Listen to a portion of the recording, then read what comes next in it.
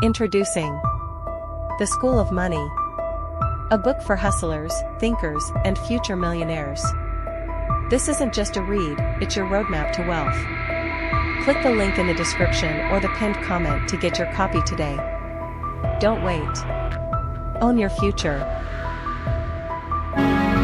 Everything that you require to become wealthy, the laws, the principles, the strategies, the keys, they are called ingredients. So in order for you to create wealth, all these things are very important. The laws of wealth, the secrets of wealth, the codes of wealth, the strategies for wealth, these are all ingredients. But these ingredients are not sufficient of themselves to help you become wealthy if you don't know how to put them together. And that's why a lot of people have read books. A lot of people have attended seminars and they have written notes and taken notes of all kinds of things they can do, but they have not been able to produce results, because even though there are ingredients for wealth creation, you must know how to combine them to produce the result that you require. So I've heard a lot of people say things like, oh, all these motivational speakers, they're just trying to motivate us, aspire to perspire, to acquire all this. I've read that book, I didn't see anything. I've done this, it did not work. No, listen and listen well. There are ingredients for wealth creation.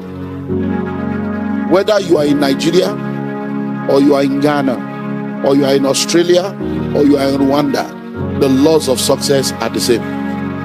The principles of wealth creation are the same. Real estate is real estate. Salary is salary. Investment is investment. Do you understand? So anywhere you go in the world, the laws and the principles, which we call the ingredients for wealth creation, are universal. They are not a respecter of persons. They are not a respecter of places. They are not a respecter of positions. But even though the ingredients and the principles are universal, the application of those principles are personal, contextual, and geographical. And that is where the problem now is. Now, going back to the chef analogy, what do you consider to be the best way for you to be able to learn what the chef has learned? The best way to learn what the chef has learned will be to go on that mentorship, right? And to go and learn under the chef, so that when he's in the kitchen, he's showing you the processes, he's leading you, and is answering your question, so you are able to see his thought process. You are able to see the way he sees and think the way he thinks. Many of us growing up, I hope you know that many of us growing up were in the kitchen with our parents. Probably your mom tells you, oh, bring this, bring that, bring this, bring that. Your mom was an amazing cook. You were in the kitchen with her almost 5, 6, 7 years of your life growing up, but now you can still not cook as well as you did. But you were in the kitchen with her. How come you are not able to cook the way she was able to cook? Why? Because the questions you ask determines the answers that you get. You can be in the kitchen and instead of you learning, you are hungry. You are angry because, why am I the only one that is always here every time? Maybe so all the things she's doing, you are not observing. You can be in the kitchen, you are angry, you are not observing, or you are not even asking questions why she's doing what she's doing. So when your mom is cooking, and then instead of turning the pestle or the spoon this way, she's turning it this way. Did you ask her, Mom, why are you doing it this way and not that way? When she wanted to test the food and she put it here, I don't know if you know what I'm talking about. Why did she put it here? Why not here? Why not here? Did you ask the question? When she was cooking and she removed the cover and she did not cover it, said, please don't cover it, don't cover it. Did you ask, why should I not cover it? And then she was cooking something else and she covered and said, please don't open it, don't open it. And you did not ask. That's why many of us are not where we're supposed to be. Not because the laws are wrong, but because we are not ready to ask the questions, we are not ready to submit to mentorship, we are not ready to do the work that will help us to produce the result that we need to produce. So laws, principles, they are all universal, but in applying them, number one, they are personal. Number two, they are contextual. Number three, they are geographical. Let me break that down. So the law of self-preservation means that you have to eat to live. you don't live to eat. So what's the law? Self-preservation. What's the application of the law? Eat to live, not live to eat. But now, personally, the money you have is different from the money I have. The appetite you have is different from the appetite I have. The most important thing is eat. So you can decide to say you are into what they call all this kind of health something. So I'm a vegetarian, but you are still eating. I can decide to say me, I'm not a vegetarian, I'm still eating. So we are applying the laws. What is the law? Self-preservation, eat to live. But because of our personality, you are applying the law as a vegetarian. I'm applying the law as someone that is not a vegetarian. Are you getting the way this thing works out? So when you see a law or a principle, the fact that it is not working in your life does not cancel the law or the principle.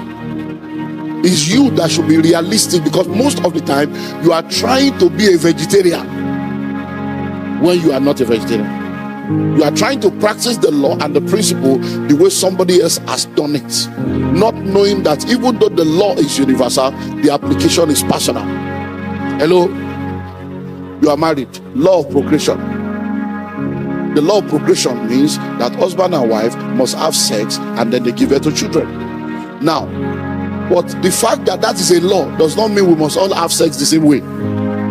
What do I mean by that? So in a family now, a man can believe that, look, me, I believe we should only have sex once in a month, and the wife agrees with him and they do it once a month. That is their belief. It doesn't cancel the person that believes I can do it every day, because the law now is procreation. What's the application of that law? Sexual intimacy for production. But each family can now come up to say it must be done only on the bed. We can't do it in the sitting room. We can't do it. So that is their belief. That has nothing to do with the law. That's their personal beliefs now. Are you getting what I'm saying now? So when we also now come into the financial law, let's say for instance now the law of savings. The law of savings is a global law. And what it simply means is that save money so that your future can be secure. So somebody else can now decide to say, look, I want to save, but my own way of saving is that I want to be using my money to buy gold, so that when I need money, I will now sell the gold. Somebody else can say, me, I want to save, but the way of saving is that I want to join 10 other people, so that we can be putting money together. Somebody will pick January, another one will pick in February, another one will pick in March, and when it's my turn, by November, I will pick. Somebody else can say, my own way of saving is I want to put my money back. The most important thing is save. Are you getting now? Number two, it is contextual. Contextual. Now, principles are universal, but in applying those principles, you have to look at your context. Now, a single parent is different from a couple raising a child. That's a concept. A widower is different from a couple. That's the concept. So you need to look at your context. What is the reality of my life? I hope you know that there are some people here right now. If I give you 100,000 Ghana cedis now, it's a major testimony to you. Or some people, if I give them 100,000 Ghana cedis now, it's not a major testimony, because they are owing 300,000 Ghana cedis.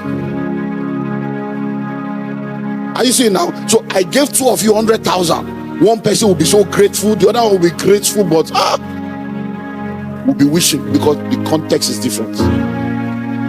Now, are you getting this? I'm breaking, because when you look at life, you see a lot of people, you think, oh, this one, no. Most of the time, it's because we are not facing reality. And lack of that reality is what is putting us in trouble. For instance, now, I'm a rich man. I'm also wealthy to a level. But I don't do what my friends do. There are my friends that are not as rich as I am. The things they do, I cannot do it. Why? Context. Most of my friends are in their 60s. I'm not 60 yet. I'm a young boy. I just turned 54. So most of my friends are in their 60s. My first daughter, my first child is a girl. She's 26. My second child, 24. My last boy is 11. Why? Because when I thought I finished giving birth to children 11 years ago, life happened. So while my friends are in their empty nest, no child at home, only husband and wife, enjoying their life. All their children have graduated, they are working, they don't have any responsibility. My context does not permit me to behave like them, because I still have an 11-year-old boy. I still have like 20 years to pay school fees. So are you getting out? So to now say, oh, we are doing the, you are a fool. You are just being foolish. These are the realities. You will now come and say it's one village people, it's one devil. No, there's no devil anywhere. You are just not wise. Hello, you are just not wise. You are 36. All your friends are married with children. You are still hanging out with them. Oh, we are friends. You are my girlfriend. We are G for life. You are a fool. They are married with children. You are not married. Instead of it to be going to where people that will marry you are moving with married women, and all the people seeing you are married men. You are now wondering why married men are hitting on you, because you are in the wrong environment. The fact that they are your friends, once they get married and they start having children, they are still your friends, but reality has changed. You now have to begin to look for younger people, go to singles meeting, go to places where people that are looking for wife will see you, not people looking for side chick. Hello? Why? Because you are not looking at context. Then before you know, you start getting envious of your friend, you start getting angry. Every testimony they give is depression for you, because you are not applying wisdom. Hello? Look, I run what is called the Billionaires Conclave, and it's a global platform where I mentor high net worth individuals, families and organizations, because I realize that the higher you go, the fewer the people that can speak into your life. When you begin to make some kind of money, you realize that not many people can counsel you. For many people that are counselors are poor themselves, so they can't talk to you about some rents. But one thing I noticed is that when we started this stuff, a lot of men were involved. Men were part of the group. In 2021, one of my mentees, a lady, was in one of the meetings, and she said, sir, I've been a part of this, and I noticed that all the people that are doing well here, they are all men. That is it that women cannot become billionaires and millionaires? Of course, there are many of them they can become. She said, so why is it not happening? I said, because many of you don't understand wealth. That wealth is not sexually transmitted. Many of you were raised in Africa to depend on a man. You were raised to believe that, oh, just be a good woman, or cook, so that when you are married, you'll be able to cook and take care of your family. And then the boys are raised to take care of you. So many of you are raised to depend on a man. When they ask you, what are you bringing to the table? You say, I have the table. So I said, my sister, if sex is the only thing you bring into a relationship, you are useless. So you need to change your mind, because marriage is not economic empowerment. You are not marrying for sustenance, and that's the mindset of a lot of people. So you see a young lady meets up with a guy. You went to school, the guy went to school. You graduated 7 years ago, the guy graduated 7 years ago. You both have BSc. You have both been earning salary for 7 years. Now you are meeting the guy and you're asking the guy, what's your house? How many cars do you have? Now, you want the guy to have a house, you want him to have a car. You, house you don't have, car you don't have. So what have you been doing with your own salary for 7 years? You now expect the man to come and carry all the load. What your father and mother could not do, the man could come and carry. You are a liability. And we are not facing this reality. So I spoke to her very hard. I said, if you want to change, you want to be the billionaire, make up your mind to be impactful. And in 2 years, her story changed. So by 2023, right now, she's a major testimony. So she now brought a friend, to do something. So a new person came to the group. And when this lady came in, she was decked up. You know, some babes, when you see them from head to toe, you know that they smell nice, they look nice, bone straight, even though their life is not straight. Everything, designer shoe, fixing, eyelashes, everything is fixed. Fix your life, man. So this lady comes in looking so powerful. And then the next day, she stands up to ask a question. And what's her question? Don't forget, we're talking context now. How this principle affects you now. Guess what? She stands up the next day and says, sir, when I came in here, I have heard so much about this group, and I'm like, I don't understand. So I came. I'm not yet a member, but I paid for this event so that I can come and check you people out. So when I came in, I've seen a lot of people, and the way they have been calling billion since yesterday, asking myself, is it the same country that I am in, that these people are calling billion? I don't understand. Say, because I'm also a businesswoman, and the whole of last year, my turnover was less than 5 million naira.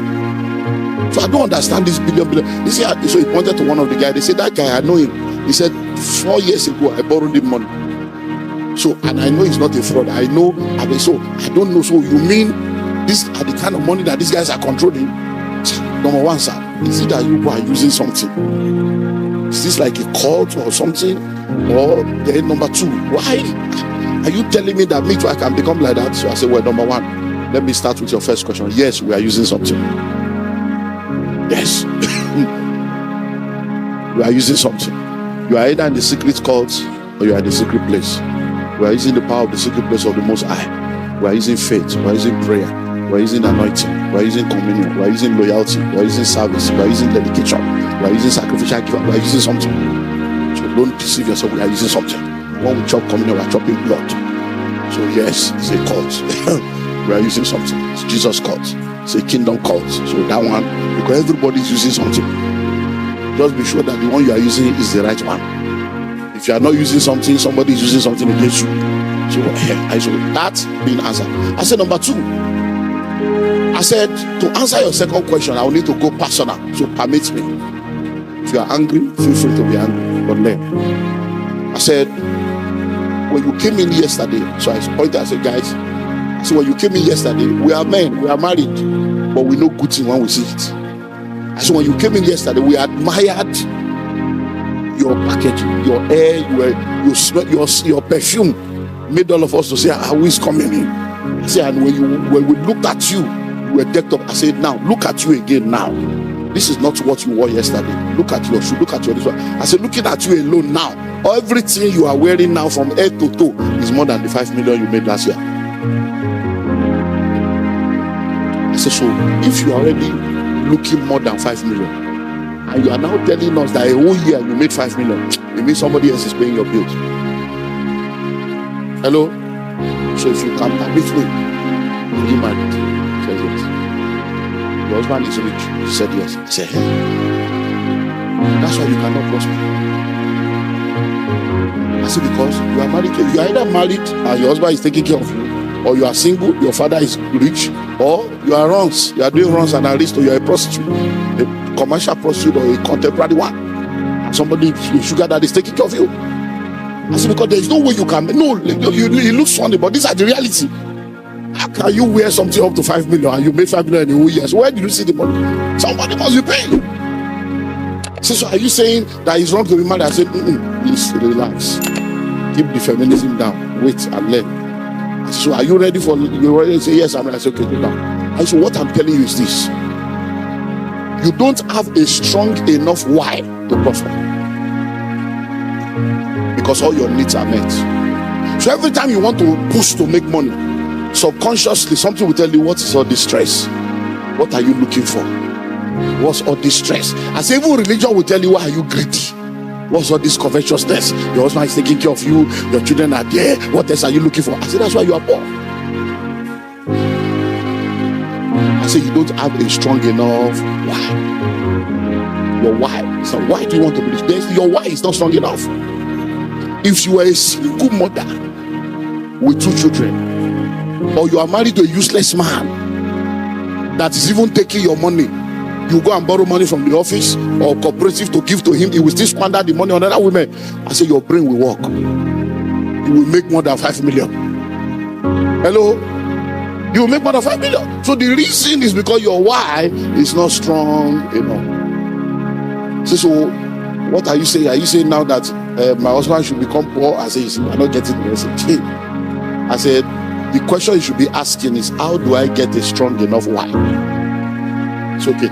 So what you are going to do? How many children do you have? She said 2. I said, let your children become your why.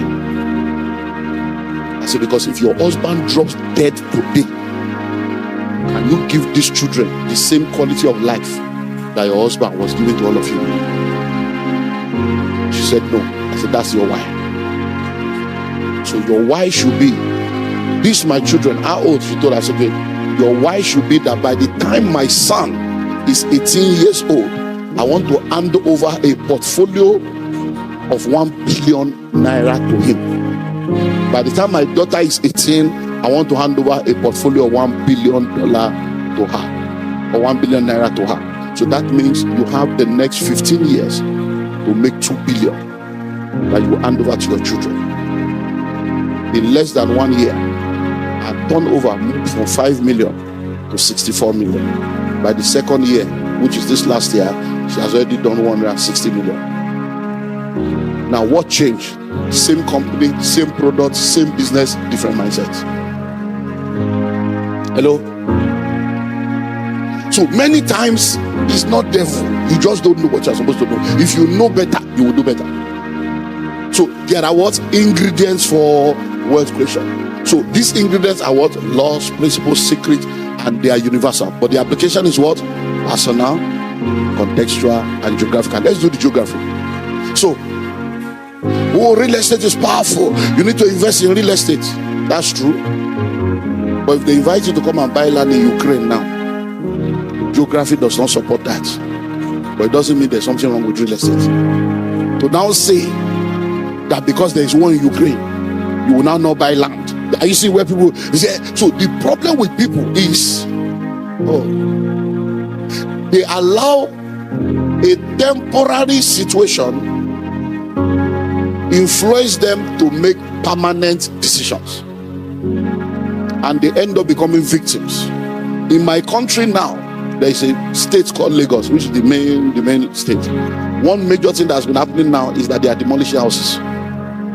So they are demolishing houses. The government is demolishing houses, demolishing businesses, demolishing companies that they say is built on a wrong place, or that this and that. So it's a major problem now. Do you know what that has led to? Many people are no more buying land. A lot of real estate company now, they are not making sales because a lot of people are now psychologically challenged. What if I buy and they will destroy it tomorrow? That's how people become poor. The fact that you are in a geography where something is temporarily wrong does not mean that it is wrong everywhere. So if you tell me now that you want to buy land in Ukraine, I will not tell you don't buy. Why? Because of this things I'm teaching you.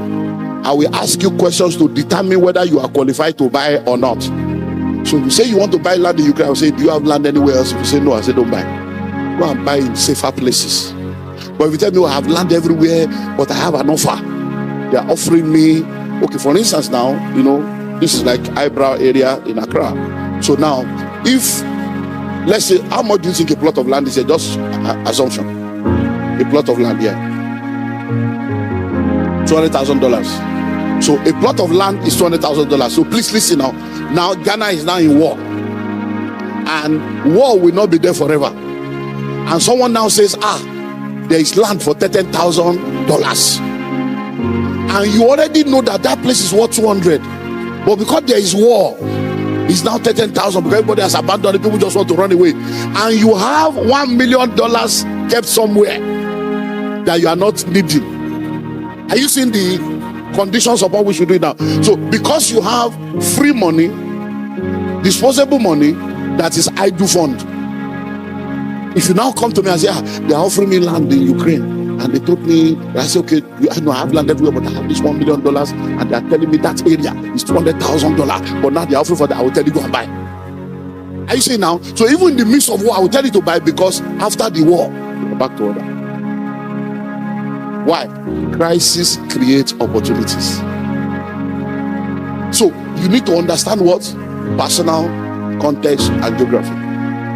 So many times, these are the things that people don't get. So when everybody is running away, that's when wise people run in, because they know that in the midst of that crisis, there are opportunities, and the opportunities will be cheaper. So let's move on. Some time. Number 7. There are vehicles for wealth creation. There are vehicles for wealth creation. You are going to create wealth. There are vehicles that will help you to become wealthy. So let's understand this. Where you are presently is called your present financial position. where you desire to be is called your desired financial destination. So repeat after me: present financial position, desired financial destination. Now the difference between that present financial position and your desired financial destination, that distance between them is what we call the wealth gap. That is the wealth gap of everybody's life. So your wealth gap is different from my wealth gap. Now, to now move from point A, present financial position, to point B, desired financial destination, you need what we call wealth creation vehicles. Now, the vehicle you use will now determine how fast you arrive, the shape in which you arrive, and whether you even arrive at all. So we can both leave Ghana today as we're going to, maybe you do United straight to Washington, or you do Delta straight to Atlanta, and you do 14 or 16 hours. Somebody else is in business class, somebody else is in economy. We will both arrive at the same time, but in different shape. Somebody will arrive with cramps, backache, body ache. Somebody else will arrive refreshed because you have changed to pajamas, you had meal, you ate, you showered, you came out because you are doing first class. It's the same plane, no, but different. So when you arrive on the other side, you can go straight from the airport to an office and start doing business. The other person will have jet lag because they were the chicken or beef group that were put together in economy like sardine. And if you doze away when they are serving food, you will be hungry, because they will just get chicken or beef, chicken or beef, chicken or beef, chicken or beef, chicken or beef. If you don't answer on time, they are gone. Water, juice. Okay, no, excuse me, they won't answer you again, they are gone. But in the business class and first class, as you are entering, champagne or water, juice, first thing down to the fridge, and they will give you you pick your menu. Pick your menu. Do you want us to wake you? What time? You give them, wake me up, don't wake me, leave me, keep my food. Then they give you pajamas, you go and change, you dress up. You are in the same place, but you don't know that is happening in front, because you are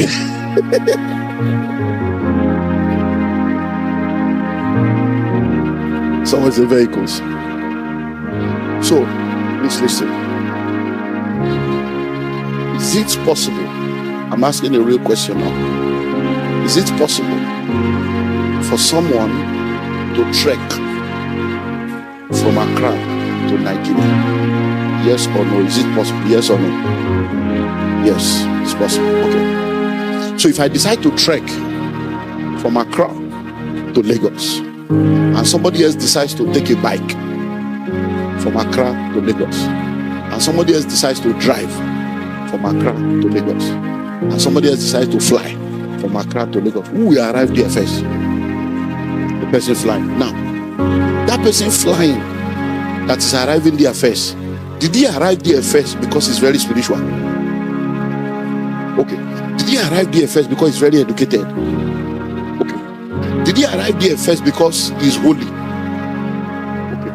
He's prayerful. Okay. There is no witches in their village. So, if all those things that you are struggling about is not the issue, so what made him to arrive there first? The vehicle used. So what now makes you think that you can be spiritual and be trekking? No, because these are the problem of religion. What God cannot do does not exist. You are trekking, you can't arrive. Your prayer is inconsequential in that equation. The only thing your prayer will do will give you the strength to arrive after 3 years. Hello. So many times we don't understand that prayer is not the problem, but in biblical economics, prayer is not a factor. Hello. In economic matter, prayer is not a factor. Holiness and all those things you are teaching, they are not factors. That's why the most carnal people in church can be rich and the holy people can be poor. And you are wondering, how come? No, it's not that. If you apply the principles has nothing to do with redemption. Hello? Look, I think I shared this last sentence. You don't between the person of Jesus and the principles of Jesus. God is the creator of all, but the savior of some. As a creator, he established principles for the perpetuation of his creation. So you don't need to be born again to apply his principles. Whether you are born again or not, that's what the principles are for.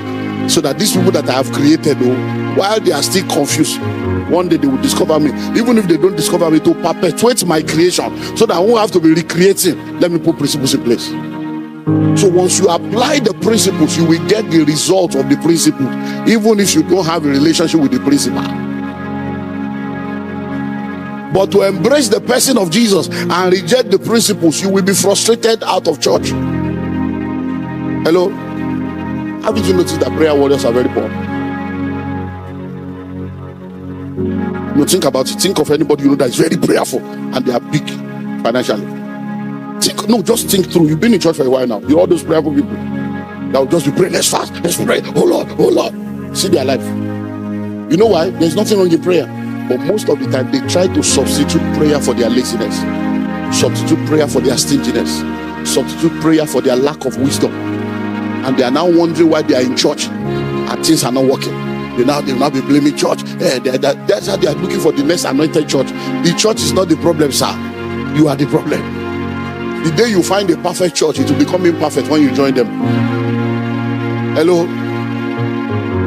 I was in Ghana years ago, came with my guys. Those were in the days when we were still struggling.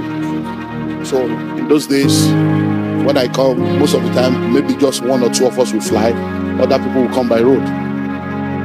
So we came in, and the day we were supposed to go back, I was flying out of Accra by 7 p.m. that night.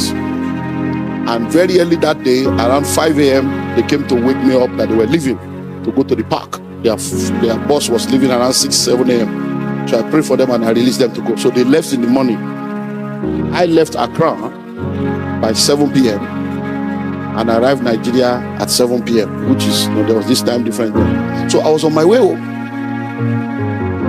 And by the time I got to almost get into my house, the wife of one of the people that left in the morning called me. I said, sir, are you back? I said, oh yeah, I'm almost home now. It's okay. I said, how's everything? How's your husband? He said, that's why I'm calling, sir. I said, any problem? I said, I've not heard from my husband.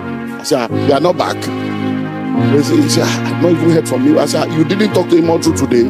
He said, no, he spoke to me in the morning when they were leaving and told me he called me, and then I've been calling since. I said, it's normally like 8 to 12 hours old. That they left by 6 a.m. They should have been here by. It's okay, no problem. Let me also try his number and call him back. So I tried. It's okay, no problem. Around 9 p.m., the lady called again. I said, I've not heard from him, but don't worry, all is well. Around 11 p.m., she called again. At that point, I was now beginning to wonder. So I started calling all the people I knew. Oh, do you know the boss? That she would call the bus company. We couldn't get any news. Then she calls me back, maybe about 10 minutes. He has called me, he has come. I said, he has called you. It was after 11 p.m. So I would say they are just entering Badagry now. Say, 6 months. Say they have this problem. That's okay. The way it is now, there's no way we get home. Security is not safe. So give me a while to make it. So I called a friend, the pastor friend that has a church somewhere in that area.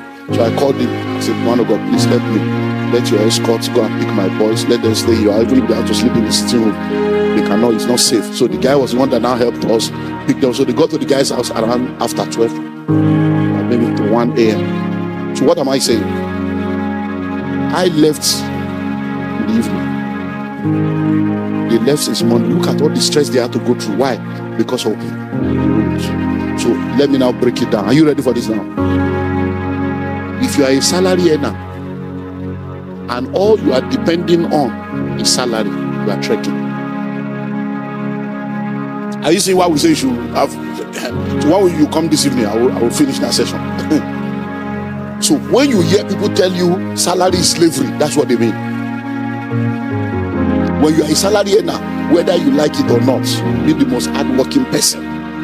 If you don't know what I'm teaching you tonight, you will remember. So come back tonight for that part 2. Because if you are a salary earner, you are trekking.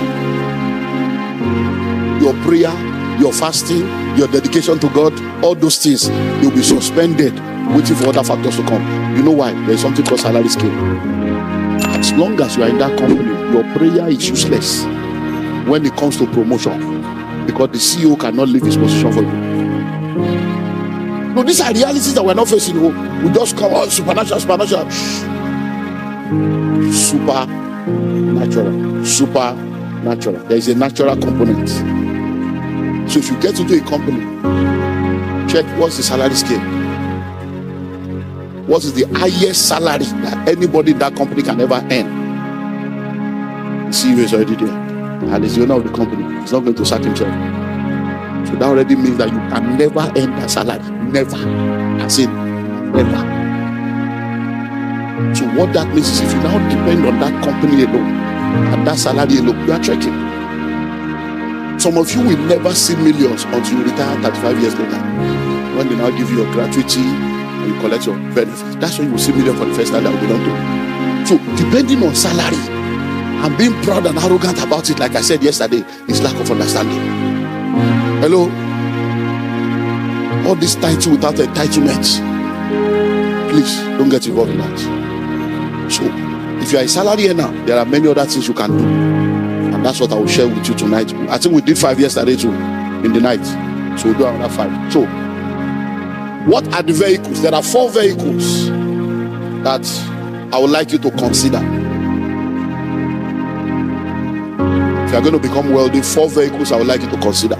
Vehicle number 1 is a combination of capital market and money market. A combination of capital market and money market. What is capital market? Buying shares and stocks in reputable organizations, locally and internationally. So, if you presently do not have shares in global companies, do that within the next 30 days. Even if all you have is $10, start. Even if it's 1 unit of Google share you can buy. 1 Google, 1 Zoom, 1 Amazon, 1 eBay, 1 Facebook. Just buy 1 unit of the shares. Hello? If that's all you can buy, just 1 unit, buy and just start the journey. If you plan that every month I'm going to be doing $10, or every month I'm going to be doing $100, or every month I'm going to be doing $1,000, you'll be seeing how transformed your life will be. I have one of my mentees had a major opportunity that came last week. So he asked me he needed a soft loan of 50 million naira, which is, I don't know what 50 million naira is, maybe that's like $500,000.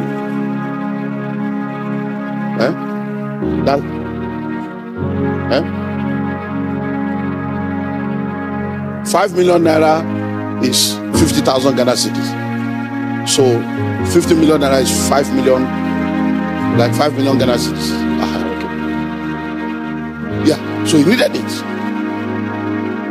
last week. So he called me and said, I'm not available, but because of who he is, I said, okay. So I went to the bank and I did the transfer to him. Now, but I'm going somewhere. The opportunity he has was an opportunity that was for 3 days. And he said the first person to pay. So I gave him the 5 million Ghana cedis just last week. Now, how is he going to pay me back?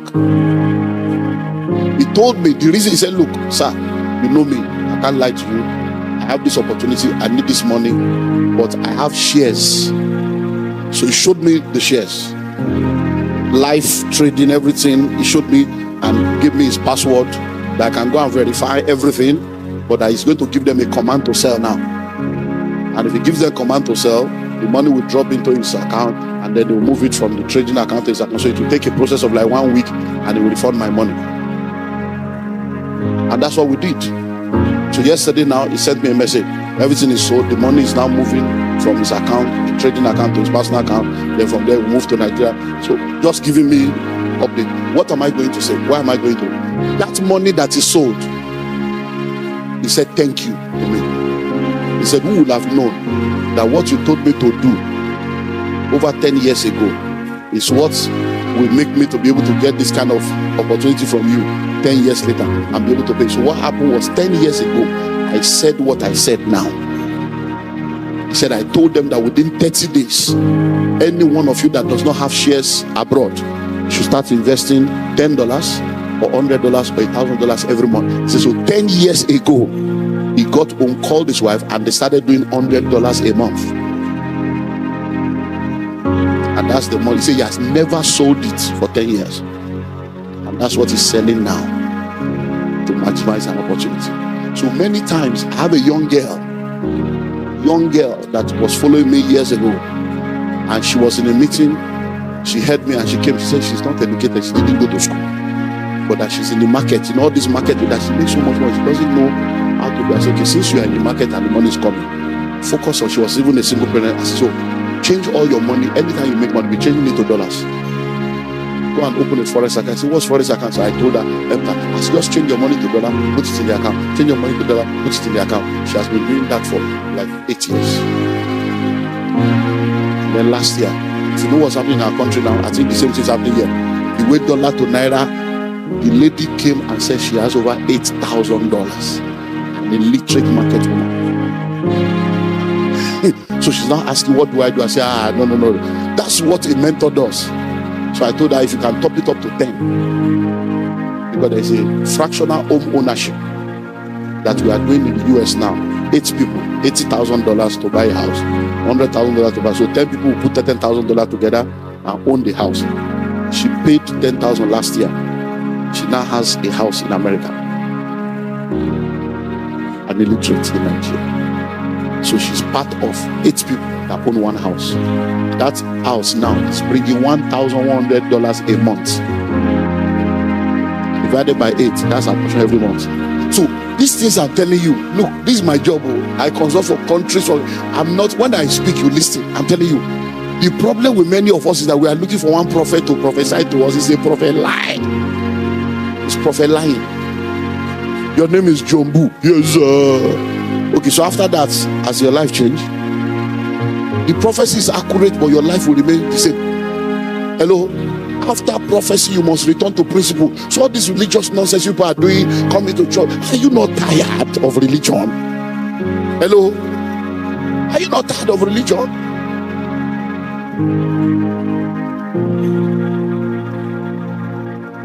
You want me to anoint you to prosper? Can I anoint you to become a pilot? Can I anoint you to become a medical doctor?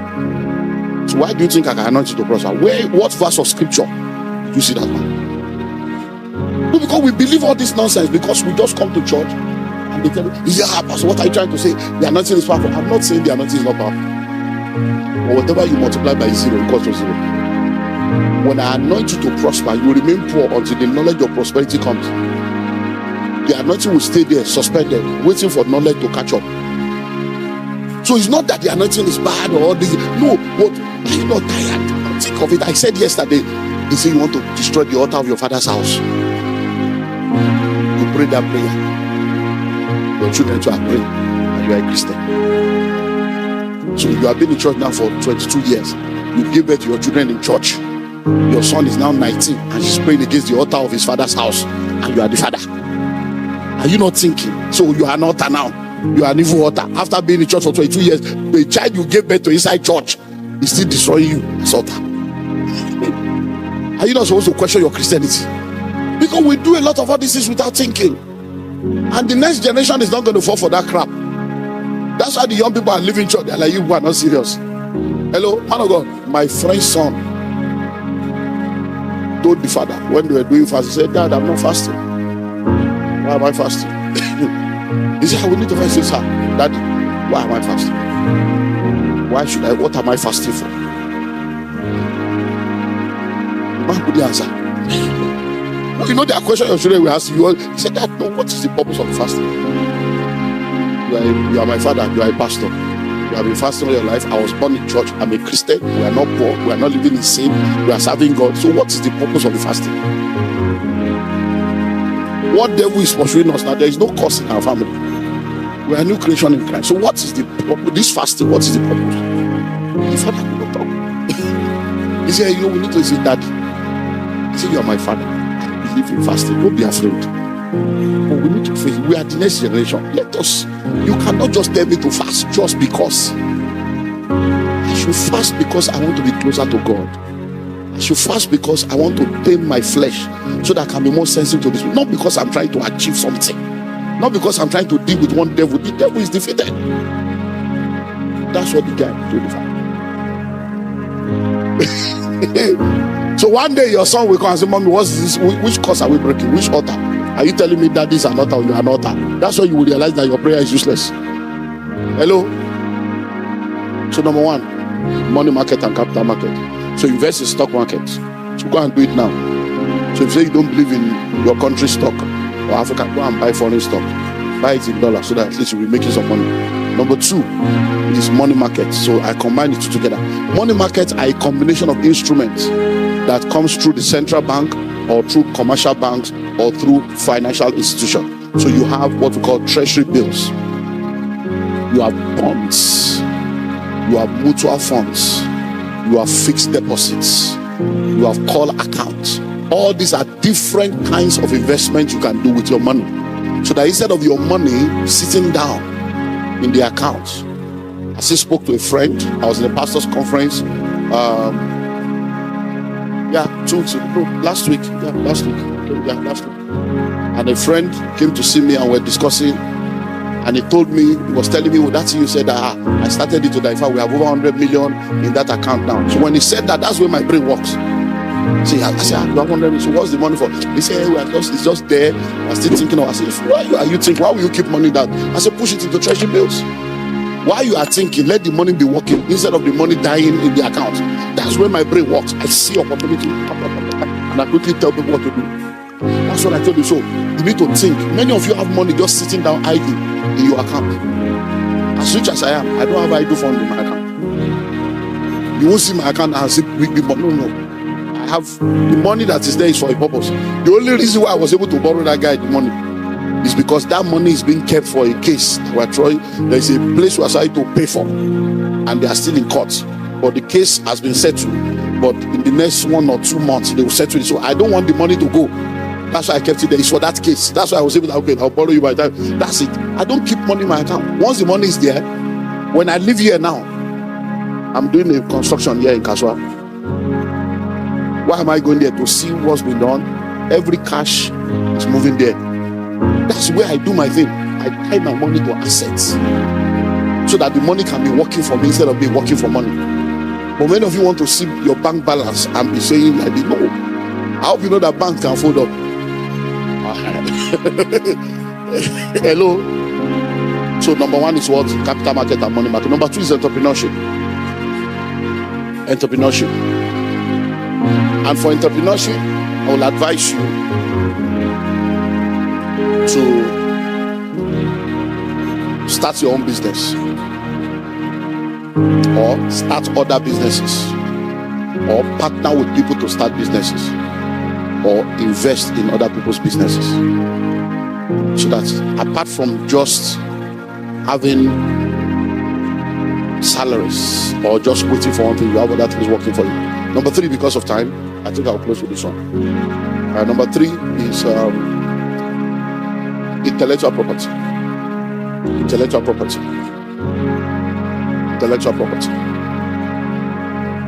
What's intellectual property? Intellectual property is creating something that belongs to you, that you have the ownership of, the right over, and people will have to pay you to get it. So I've written books. I've written over 100 books. I've published 58 of them. And every time you buy my book, you have to pay me because it's my book. You understand now? So I've created training modules. I've created all kinds of courses that people now use as modules in Bible school, in school of entrepreneurship schools, in universities. So all those modules, they pay me because it's my intellectual property. So you can come up with a design, you can come up with a product, a service, an invention. Come up with something that belongs to you. And then when we talk about intellectual property, one thing that you can explore is to produce your own version of something that already exists.